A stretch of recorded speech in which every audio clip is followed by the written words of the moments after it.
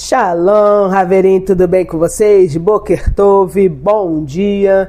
Se você já está ouvindo essa ministração já no primeiro horário, e agora, graças ao Sagrado, nós estamos subindo, o vídeo 6 horas da manhã, e para glória do Eterno está dando tudo certo. E como eu digo, como sempre dá. Se você ainda não me conhece, meu nome é Radassa. É de verdade um prazer ter você aqui. E já ampliando aqui, se é a primeira vez que você está aqui, não apenas no nosso canal do YouTube, mas se você ainda não sabe, se você que nos segue aqui no YouTube não sabe, nós temos algo chamado Podcast. Então, a partir de hoje, eu queria comunicar a vocês que vocês poderão estar vendo os nossos videocasts, em todas as plataformas de streaming, tá bom? Em específico, ou começando nesse primeiro momento através de vídeos, para que você possa ver o nome do Shem.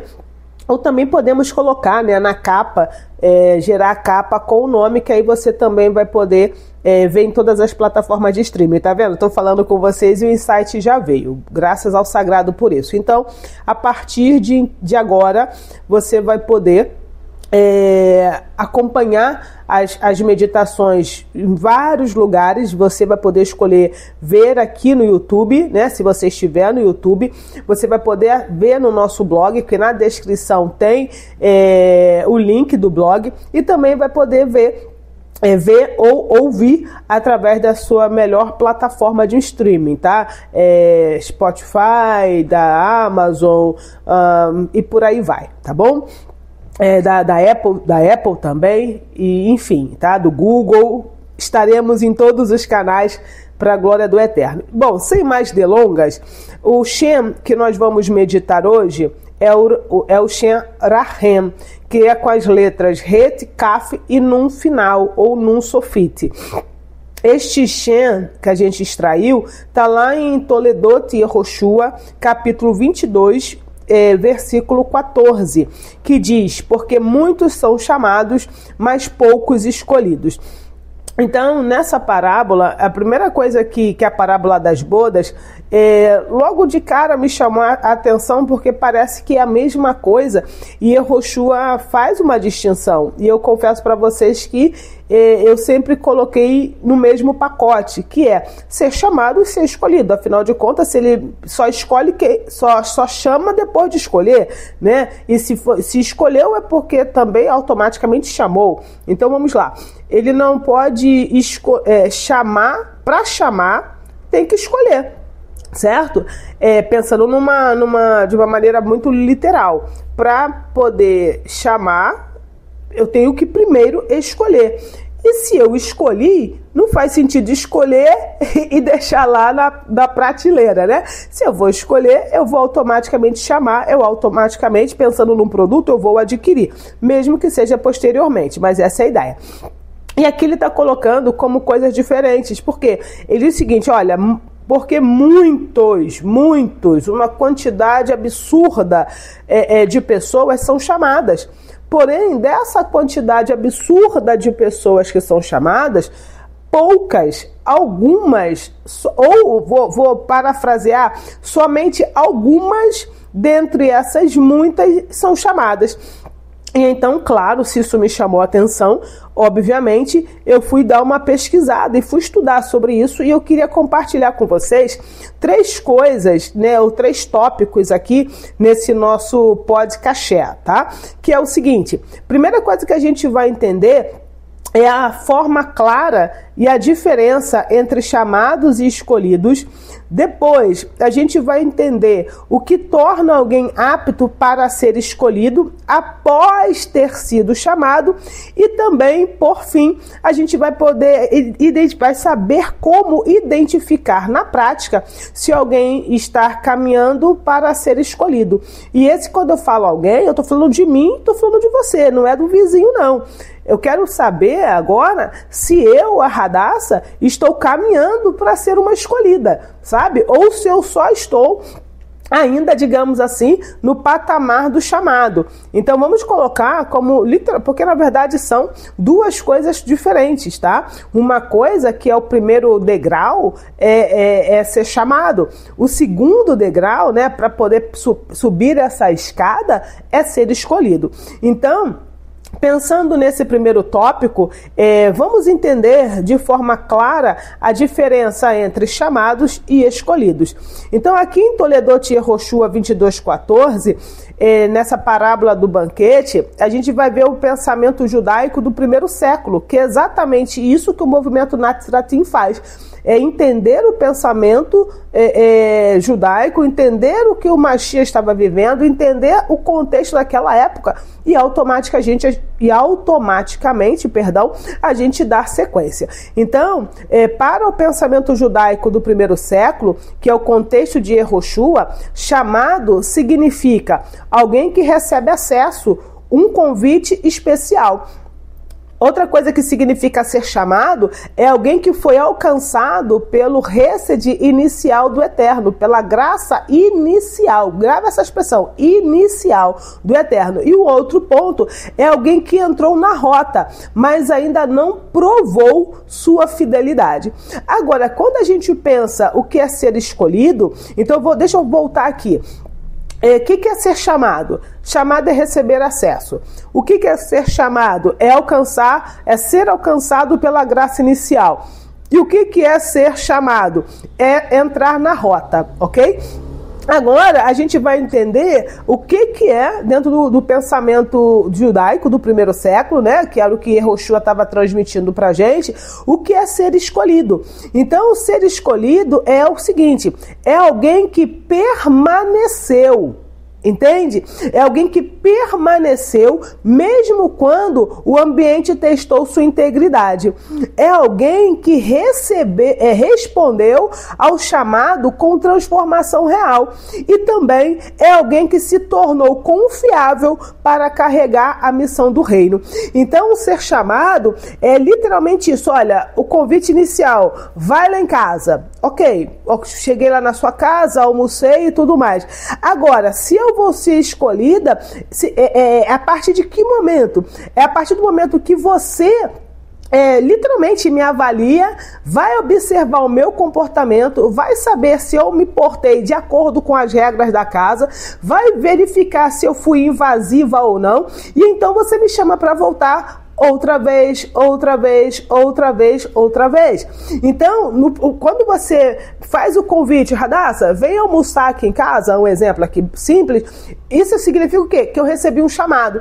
Se eu vou permanecer tendo acesso à sua casa, se eu vou permanecer tendo acesso à sua família, isso significa se eu fui ou não escolhida. E quem é que determina se eu serei ou não escolhida? Eu mesma. Entende? Não é você que determina se eu vou ser escolhida, sou eu, através do quê? Do meu comportamento.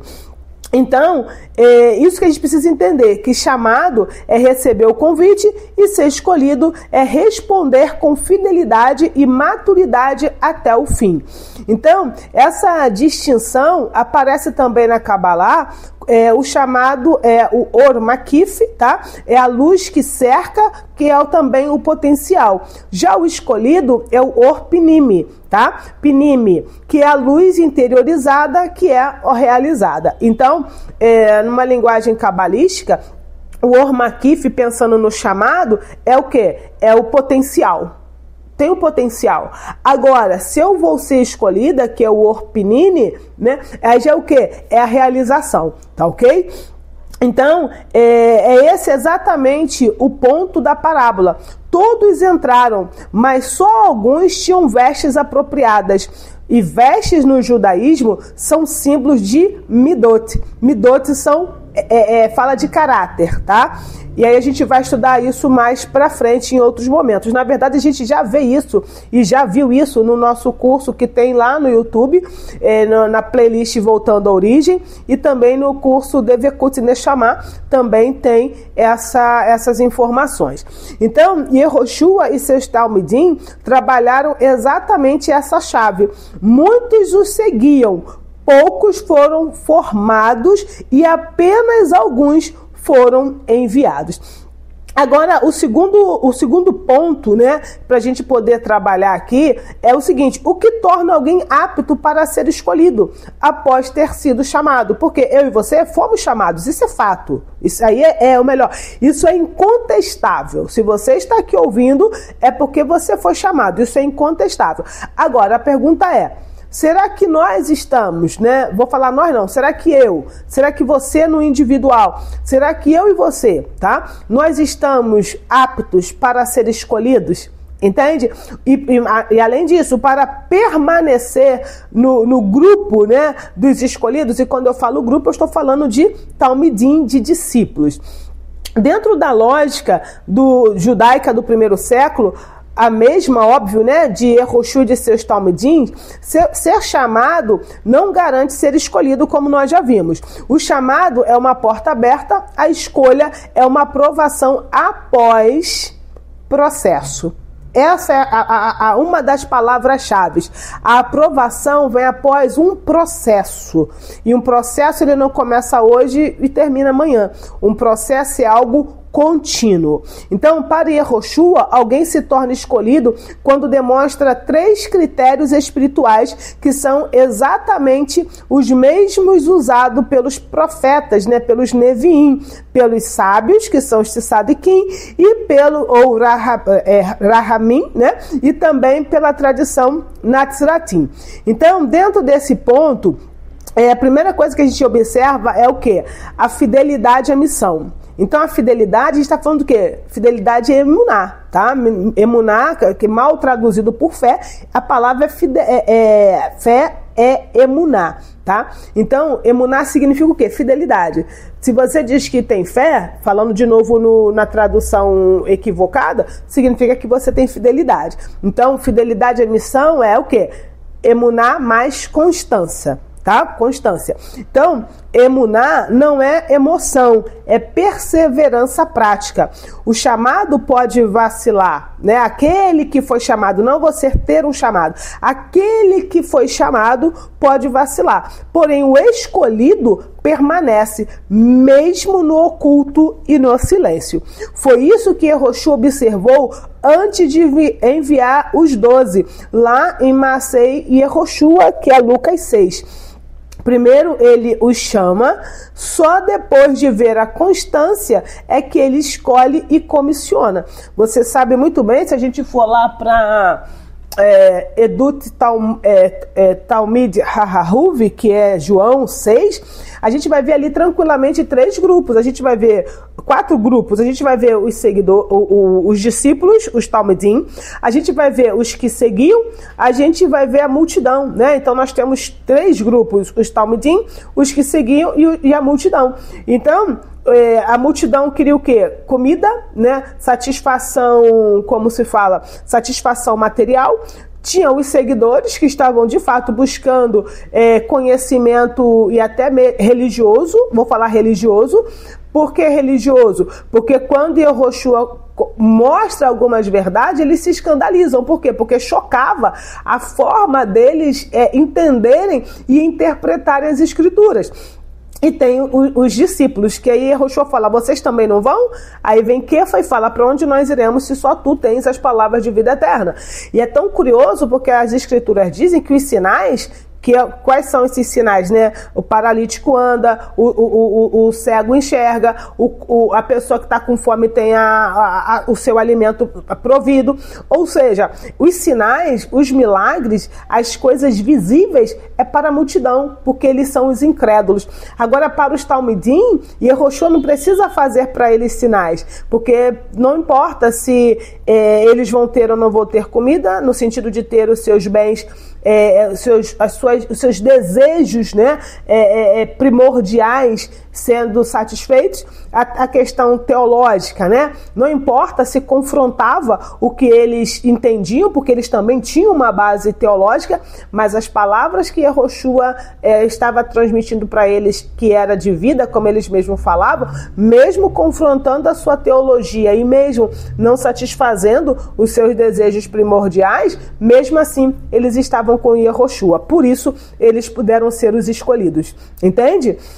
Então, foi isso que Yehoshua observou, né, como eu já tinha falado. Então, o segundo ponto aqui é a transformação de caráter.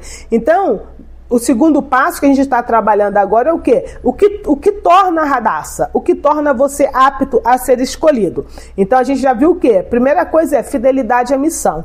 Independente se ele vai ou não suprir as nossas necessidades e independente se confronta aquilo que a gente aprendeu, aquilo que a gente aprendeu na religião que a gente está, ok? Então a gente precisa entender se se a gente tem ele como o nosso rabino, o nosso mestre, o nosso guia, a gente precisa fazer aquilo que ele fazia. A gente precisa falar como ele falava, mesmo que isso confronte a nossa religião ou religiosidade. Haja vista que Yehoshua não veio nos ensinar nenhuma religião, e sim nos ensinar a viver a Torá como o sagrado assim quer. Então, o segundo ponto é transformação de caráter, que é o Tikkun Hamidot, tá? É a reparação do caráter. Então, no judaísmo, caráter é vestimenta da alma. Na parábola do banquete, quem não tinha vestes adequadas foi retirado. Então, preste atenção, o que é veste? Veste é comportamento mais caráter mais intenção. Entendendo que intenção é kavaná, tá? A intenção do coração. Então, quem é escolhido? É quem purifica as suas intenções, as suas kavanot, né? Kavanot, plural de kavaná. Quem purifica as suas intenções. Então, esse é o escolhido. Porque ele está melhorando as suas intenções, está trabalhando nas suas vestes. 2, trabalha no caráter, tá? Trabalha no ego. Deixa o sagrado moldar suas reações, assume responsabilidade por suas sombras, tá? O que é assumir responsabilidade por suas sombras? Adão, quando ele transgride, né? O que ele fala? Foi a mulher que tu me deste. Não foi a mulher que deu. Ele tinha uma ordenança. E entendendo que Adão não era um homem específico, ele era a humanidade ali. E nós fazemos da mesma forma. Quando nós cometemos um equívoco, nós culpamos alguém, ou nós responsabilizamos alguém. Porque, de novo, é muito mais fácil tirar o cisco do olho do irmão do que tirar a trave do nosso. Então, uma pessoa que está caminhando para ser uma pessoa escolhida, porque ela tem que trabalhar o seu comportamento, o seu caráter, a sua intenção, ela assume as responsabilidades pelos equívocos que ela cometeu.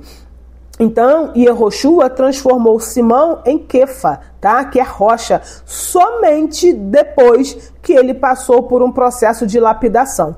O terceiro ponto dentro dessa, que a gente vai trabalhar agora, dentro dessa questão de quem é que está caminhando para ser escolhido, é o alinhamento ao propósito, que é Devekut. O que é Devekut? A gente fala tanto do nosso curso Devekut.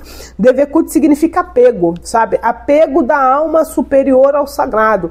Então, a nossa alma tem 5 níveis, né? Que é o Nefesh, que é a alma animal, né? Que precisa comer, beber. Urua, que é a parte emocional e dos pensamentos. Tem a Neshama, que é a alma elevada, é essa que quer de fato buscar o sagrado, e é essa que a gente trabalha, porque a Neshama, estando ativa, né, desperta, automaticamente o nosso pensamento e as nossas ações passam a ser guiadas pelo Eterno, de verdade, tá? E tem o Hayá e Eridá. Hayá é vida e Eridá é fusão. Então a gente trabalha a Neshama, e para Hayá e Eridá, automaticamente você estando com a sua Neshama ativada, desperta, esse é um passo quase que natural, tá? Então, o alinhamento ao propósito é Devekut mais prontidão. Então, o chamado é quem recebeu um destino espiritual, e escolhido é quem alinha a vida inteira para esse destino. Nos mestres Natsiratim, isso significa o quê? Significa colocar o reino como eixo, sabe? Integrar vida, trabalho e espiritualidade, ser confiável para representar o nome do Eterno, abraçar a missão mesmo quando ela custa. Então, é exatamente isso que Yehoshua viu em seus Talmidim, quando lhes confiou autoridade lá em Maasei Hashilirim 1 e 2, tá? Maasei Hashilirim é Atos. E levando em consideração que quando ele confiou os seus Talmidim, ele não está falando dos 12, tá? Eu espero sinceramente que ele esteja falando de mim e de você também. Então, os 12, eles estavam alinhados e não apenas empolgados. A empolgação não mantém ninguém em lugar nenhum. A empolgação é como a paixão, né? Falando de relacionamentos amorosos, em 3 anos no máximo ela acaba. Depois o que fica de fato é o amor. Então, sintetizando para a gente passar para o último tópico, é o seguinte: chamado recebe uma oportunidade espiritual e o escolhido demonstra vida, caráter e fidelidade compatíveis com a missão. Finalizando, a gente vai ver agora o terceiro e último tópico: como identificar na prática se eu estou caminhando para ser escolhido, tá? Então, assim, uma pessoa... Quando eu falo eu não quero obviamente, que a gente como líder, tá? A gente vai identificar isso no outro, mas eu realmente não gostaria que a gente continuasse, de certa forma, focado em olhar o cisco no olho do nosso irmão. Eu queria que a gente olhasse a trave nos nossos olhos. Então, como identificar se eu estou caminhando para ser escolhida? Então, eu identifico isso em mim quando eu manifesto esses 3 sinais visíveis que qualquer mentor espiritual do primeiro século reconheceria imediatamente. Então, vou fazer diferente. Vou me colocar, e se coloque também na posição de Talmide, tá? Talmide, homem, Talmidá, mulher. Então, se eu fosse uma Talmidá de Miriam, né? Ela ia olhar para a minha vida e buscar esses 3 sinais. Primeiro, disposição para o oculto. Disposição para o oculto fala de avodar no silêncio. Então, no movimento Natsiratim, o teste decisivo nunca era público. Sempre acontecia no escondido. E aqui a gente já começa a ter alguns problemas, né? Porque hoje a gente vive numa sociedade que obriga a gente a estar no público, né? Obriga, não sei se seria muito bem a palavra, né? Mas assim, se a gente não está no público, se a gente não é uma figura pública, se a gente não tem milhões de visualizações, se a gente não tem 500 zilhões de seguidores, a gente não está muito bem na fita, né? Me permita a expressão muito popular. Mas a primeira coisa que Yehoshua olha, a primeira coisa que um mentor do primeiro século iria olhar é qual é a disposição da Hadassah para fazer avodar no silêncio, para prestar serviço ao sagrado no oculto, fazer aquilo que ninguém vê. Por exemplo, tá? Eu vou te contar uma coisa que o sagrado me falou e você faz parte disso. As meditações que a gente faz pelo Brasil é algo que ninguém vê. E detalhe, muitas das vezes nós mesmos ficamos nos perguntando e nos questionando se está dando reflexo, está surtindo efeito. Então, e outra coisa que me veio à mente aqui agora, tem um dos maiores cabalistas da atualidade. Eu estava vendo, que eu sigo, né, o Alberto Goslan, estava vendo um vídeo dele e me chamou a atenção uma coisa muito curiosa. O vídeo dele de 10, 12 anos atrás, com 129 mil visualizações. Um rapaz também, né, muito inteligente, por sinal, eu vou aqui fazer o merchan dele, PH Santos. Ele faz resenhas, ele é um filósofo, ele faz resenhas de filmes e séries. Um vídeo dele que eu estava vendo, eu não vou lembrar de qual foi a série, o vídeo com um dia, já estava com 65 mil visualizações, ou seja, um vídeo de filmes e séries, resenhas de filmes e séries, com um dia que ele postou, tá? Tinha a metade das visualizações, aliás, mais da metade, porque se eu pegar 129 e dividir por 2, vai dar o quê? Vai dar 62 ponto alguma coisa, né? Então, assim, ele estava com mais da metade do que o vídeo do Alberto de 10, 12 anos. Porque, obviamente, o vídeo do Alberto fala de espiritualidade. Então, assim, as meditações que eu e você fazemos, a gente não vai ver, muitas das vezes, melhor dizendo, a gente não vai ver o reflexo disso. Em que sentido? Por quê? Porque às vezes as nossas meditações, ela literalmente desfaz decretos. Então, por exemplo, vamos imaginar um exemplo qualquer, tá? Que tinha um decreto para o Brasil ter fome.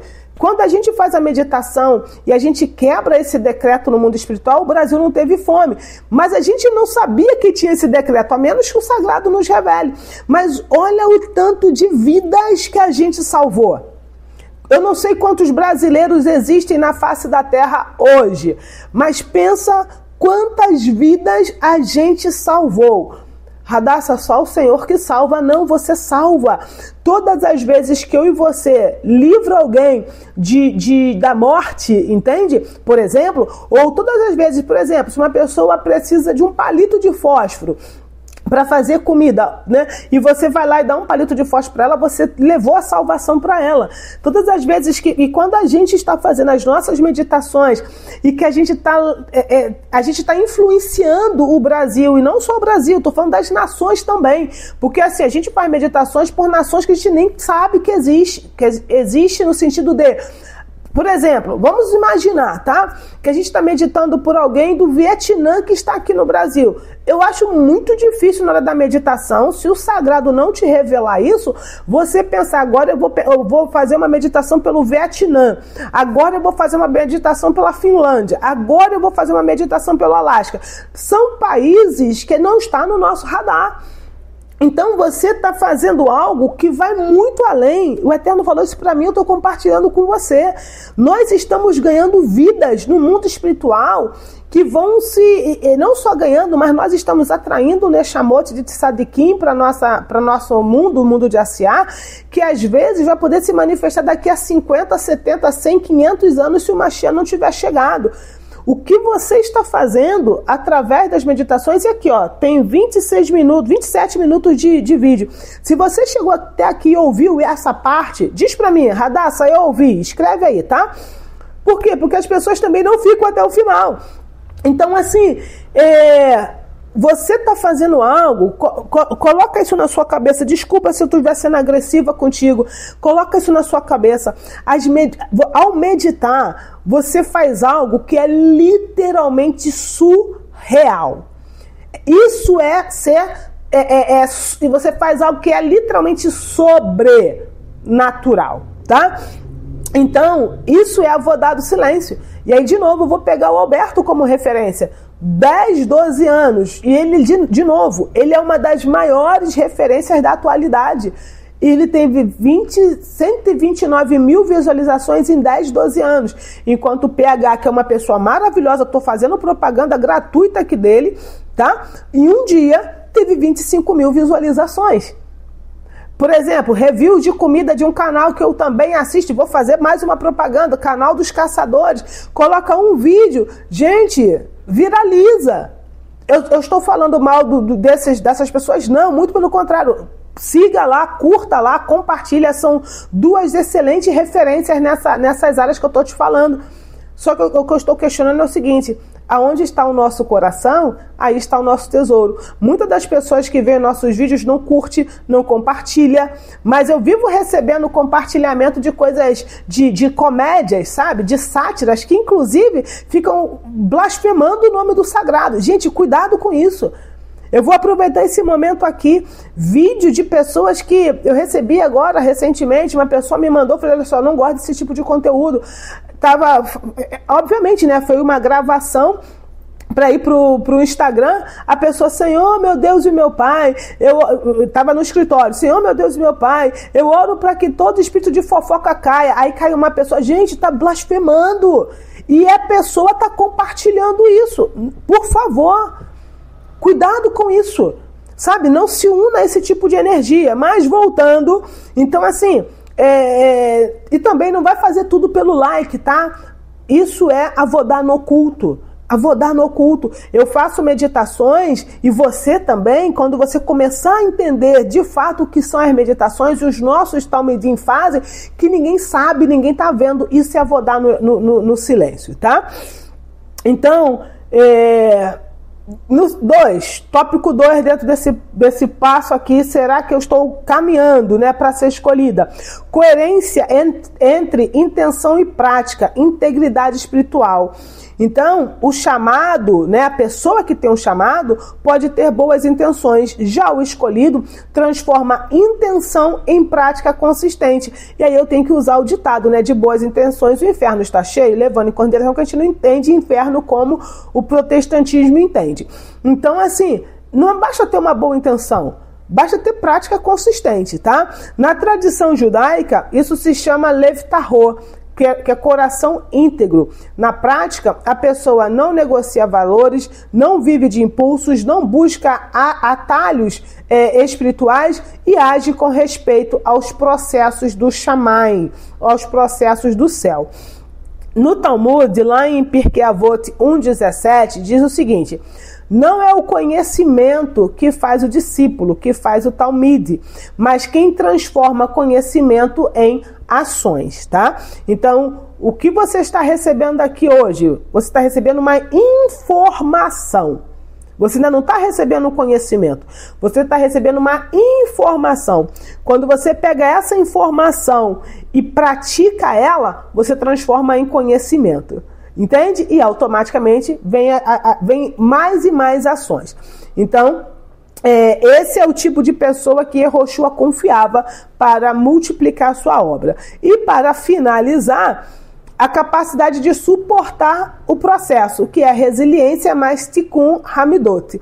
O escolhido não foge do processo, ele atravessa.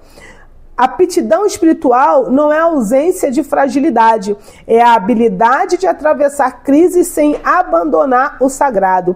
Na prática, o escolhido demonstra capacidade de aprender com dor, de fugir e não fugir dela, evolução contínua de caráter, que é o Tikkun Hamidot, e abertura para correção, como os Talmidim recebiam de Yehoshua.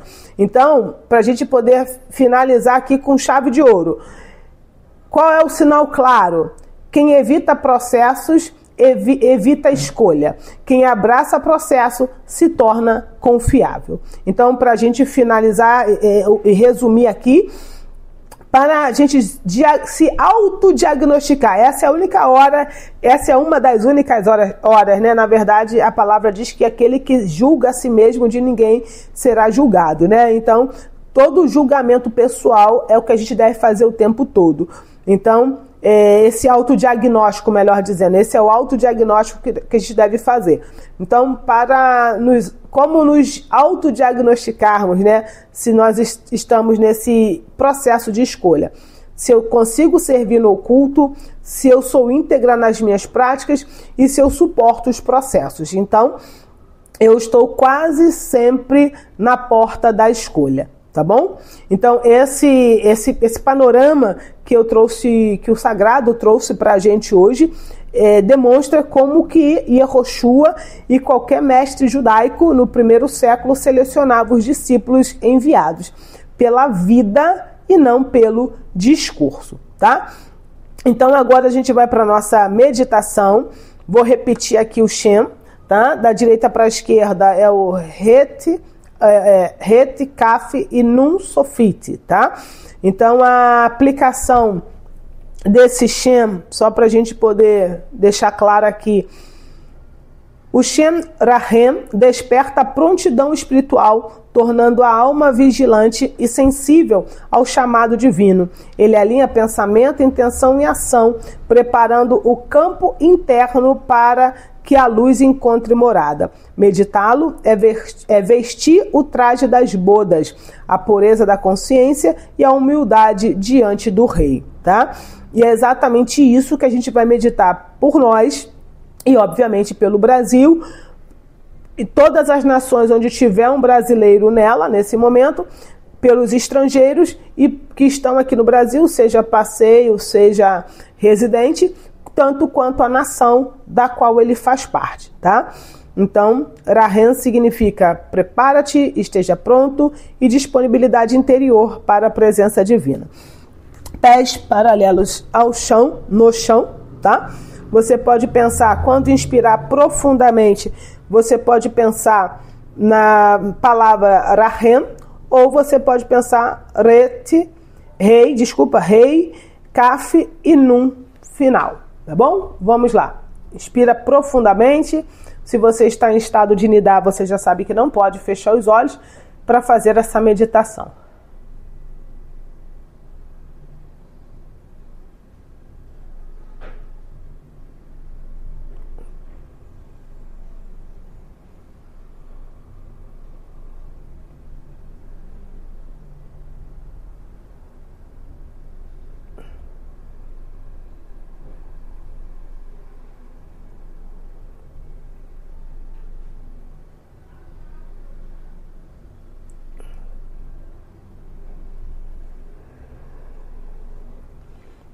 Agora você vai se ver como uma coluna de luz dentro de uma Magen David muito maior do que o Brasil.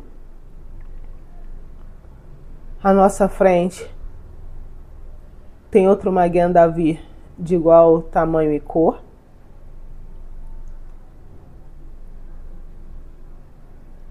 A gente vai convocar as letras brancas e vamos colocar no hexágono central desse Magen David, tá? Vamos convocar a letra Rei, vamos iluminar a letra Rei, vamos convocar a letra Kaf, vamos iluminar a letra Kaf e vamos convocar a letra Nun Sofit e vamos iluminar a letra Nun Sofit.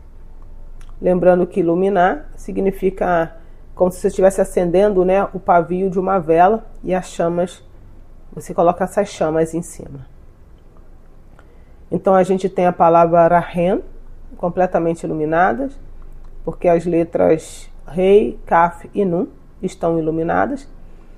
Essas três chamas se transformam numa única chama que sai pelo pico superior do Magen David que ela está e é atraída até o pico superior do Magen David que nós estamos. Essa chama vem para a nossa Neshama, simbolizado pela nossa mente, ativa a nossa Neshama, vai para a Urua, simbolizado pelo coração, e ilumina a Urua, vai para o Nefesh, simbolizado pelo fígado, e purifica o Nefesh. Volta para Urua, iluminando Urua, vai para Neshama, ativando a Neshama, ilumina Urua, ativa a Neshama, ilumina Urua, ativa a Neshama, Urua, Neshama, Urua, Neshama, Urua, Neshama. A gente expulsa essa chama que ao sair se transforma numa grande nuvem de luz, plena da consciência do divino, da qual esse nome apraz, que dentre outras coisas é não somente chamar, mas também nos preparar para nos tornarmos e nos ajudar a nos tornarmos escolhidos. Então essa nuvem se descompõe e começa a cair flocos de luz sobre nós.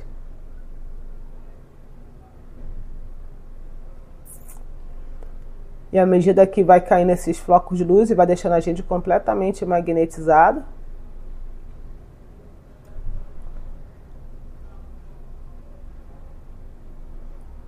e agora que a gente está completamente magnetizado, a gente dá as mãos, a gente convoca a Metatron, Sandarfon e Machia para supervisionar essa meditação, enquanto no centro a gente coloca o Brasil, com todos os brasileiros e da face da terra, e também todos os estrangeiros que estão aqui. E quando a gente vai projetar sobre o Brasil esse jato de luz violeta saindo do nosso terceiro olho. Então, onde houver um brasileiro na face da terra e os estrangeiros que estão aqui com as nações que eles representam, também receberão dessa energia, dessa consciência do divino. A gente forma neles como se fosse uma segunda camada. E então, a gente agora pode ter livre conversação com o Machia, com o Sandarfon, com o Metatron, e eles podem ter livre conversação com cada um de nós, não só nós que estamos meditando, mas com todos os brasileiros, estrangeiros e as nações que eles representam.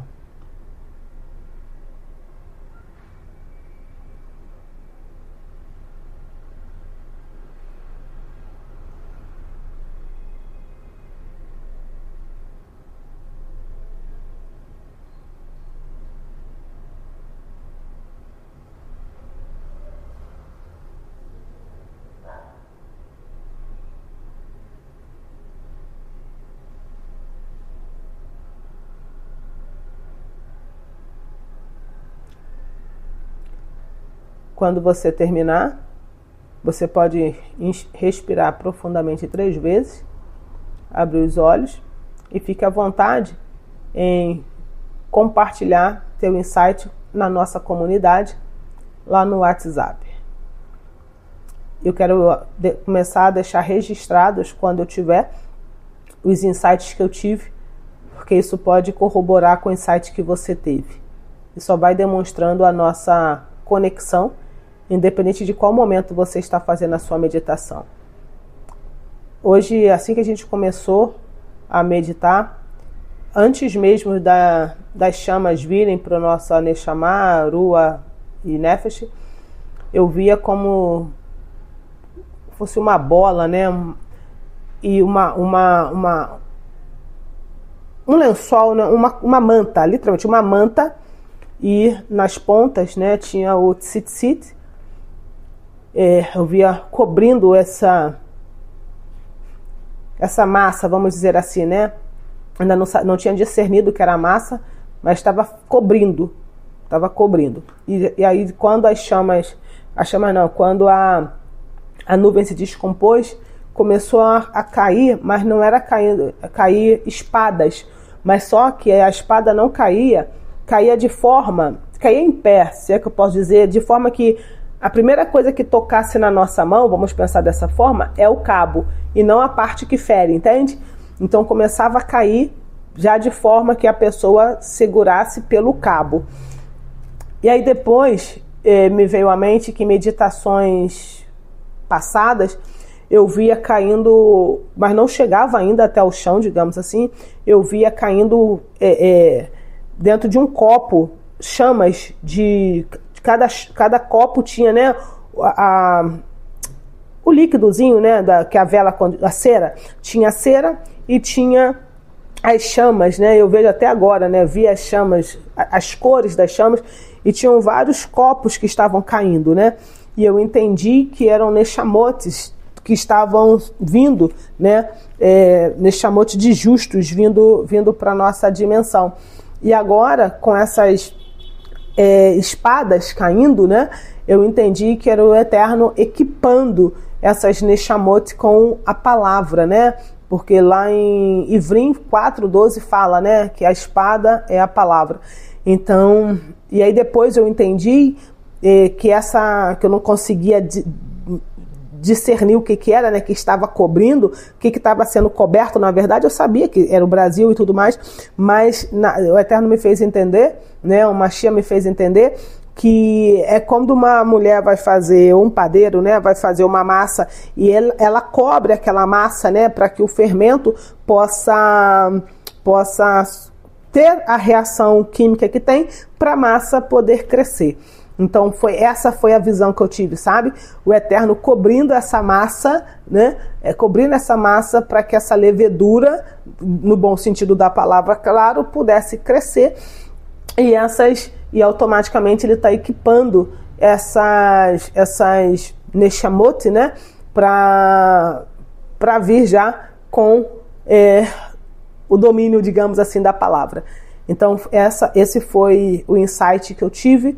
E seria muito bom que você compartilhasse o seu insight conosco também. Mais uma vez, Shalom, Shalom, Lehitraot, Shabbat Shalom, né?